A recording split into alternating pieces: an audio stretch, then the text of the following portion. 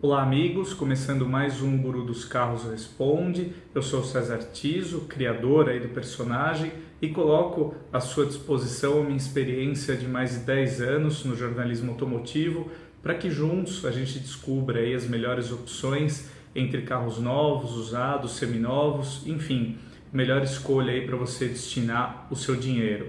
Eu trago aqui um resumo de algumas dúvidas que eu abordei lá no site, que eu achei interessante a gente comentar aqui no nosso canal no YouTube. Bom, eu queria começar com uma dúvida enviada pelo Jair, que eu achei bem interessante porque envolve dois modelos de alto volume de vendas aqui no Brasil. No caso, o Jair, ele me perguntou o seguinte: o que valeria mais a pena? Um Ford Ka SE, aí com motor 1.5 e câmbio manual, ou um Chevrolet Onix com motorização 1.4 e também câmbio manual aí na sua versão LT? Bom, eu respondi para o Jair que é interessante a gente analisar melhor também o contexto, todas as versões que o Ka e o Onix oferecem. A gente está falando de modelos aí na faixa de R$55 mil, né, considerando os dois hatches com câmbio manual. Só que eu acho interessante, no caso do Ka SE, você está falando aí de um carro um pouquinho mais barato, na faixa de 53 mil, só que ele fica devendo alguns equipamentos importantes, bem desejados pelo público hoje, como a central multimídia, por exemplo, que você já encontra no Onix LT de 55 mil. Então, o que eu recomendei para o Jair? Eu acho que vale mais a pena ele optar por um Ford Ka, mas aí na versão SE Plus. Essa versão aí sobe para a faixa dos R$55 mil, é um pouquinho mais barata que o Onix LT 1.4 manual e já conta com os mesmos equipamentos do Chevrolet. Então a gente está falando de central multimídia, sensor de estacionamento traseiro, por exemplo. As vantagens do Ka sobre o Onix, em especial agora na linha 2019, o Ka recebeu um novo motor 1.5 com 3 cilindros. Esse motor é muito moderno, muito eficiente, apesar de não contar aí com sobrealimentação, né, por turbo ou injeção direta. Ele é um motor muito bem construído, então com isso ele consegue um alto nível de eficiência. E o Ka 2019 também conta com uma nova transmissão manual de 5 marchas, uma transmissão recentemente nacionalizada. Então ele tem um conjunto mecânico mais interessante em relação ao Onix, compartilhando aí o mesmo nível de espaço interno e porta-malas que o hatch compacto da Chevrolet oferece.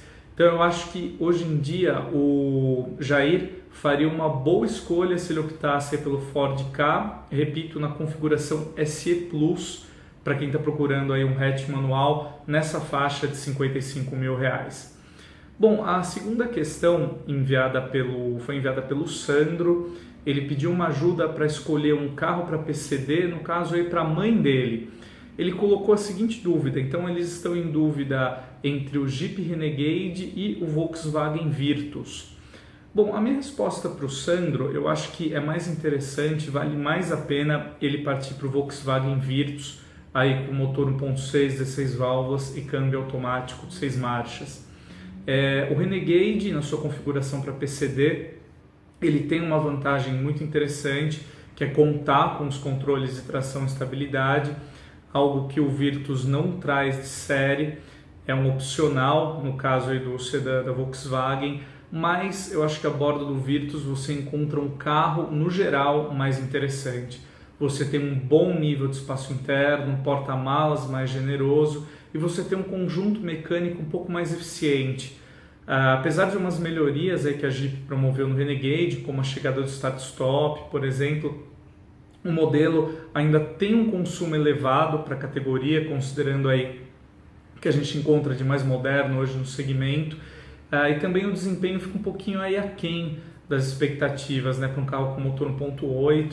O Renegade acaba sendo um pouco pesado demais, então isso compromete o desempenho e o consumo.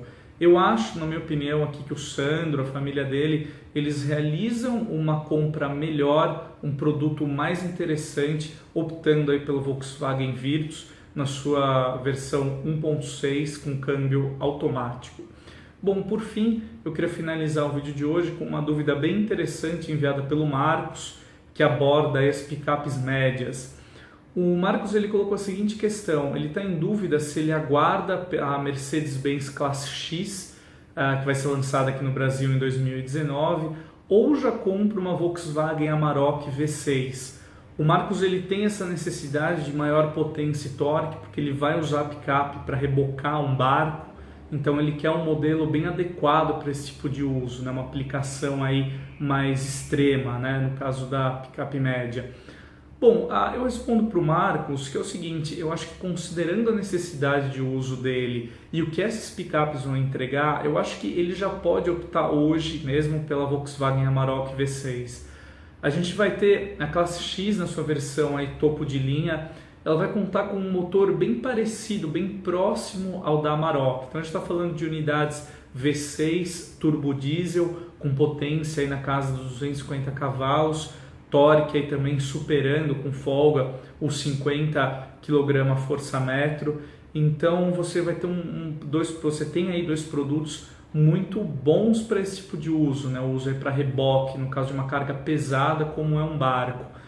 Pela mecânica aí semelhante que essas duas picapes vão oferecer, eu acho que é claro que no caso da classe X você vai ter um acabamento superior, um nível de luxo e requinte aí a bordo maior, por ser um modelo com a marca Mercedes-Benz, mas eu acho que em termos de conjunto mecânico, essas picapes são bem parecidas, você falando aí da Amarok topo de linha, e vale a pena destacar também que a Amarok V6 hoje tem um custo-benefício muito interessante, né? Você tem um preço aí bem competitivo que a Volkswagen está praticando para a picape. Então eu acho que vale a pena, no caso aí do Marcos, você que tem uma dúvida parecida, optar mesmo pela Volkswagen Amarok V6 hoje em dia. Eu acho que pensando no conjunto propulsor, eu acho que não vale a pena tanto assim aguardar a Mercedes-Benz Classe X, a não ser, claro, que você queira um nível de requinte maior e até mesmo de status aí que um automóvel da Mercedes-Benz é capaz de entregar. Mas tirando isso, considerando a parte mecânica, eu acho que vale a pena ficar mesmo aí com a Amarok V6. Bom, pessoal, esse foi mais um vídeo de hoje, espero que tenha ajudado a elucidar algumas dúvidas. Convido você também a assistir os outros vídeos aqui do canal e a gente se vê no próximo. Muito obrigado, um grande abraço e até mais. Tchau, tchau.